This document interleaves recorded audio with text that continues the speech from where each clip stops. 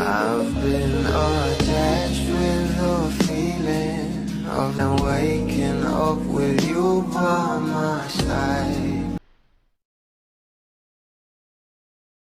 And busy nga talaga itong ating couple na sila Donnie at Belle. Lalong-lalo na nga itong ating Belinda ngayon, nakatatapos nga lang ng TV shoot nito para sa isang commercial na talaga namang pinag-uusapan na. Pero ito na nga guys, ang pag-uusapan natin, ang post nga ng Star Magic sa kanilang social media account na kung saan ito nga ang larawan ng ating Belle Mariano noong 2016 at ngayong 2026 na talaga namang sobrang ganda pa rin. At ayon pa nga guys sa nasabing caption dito ng Star Magic Feels, taking you back again to a time only we knew.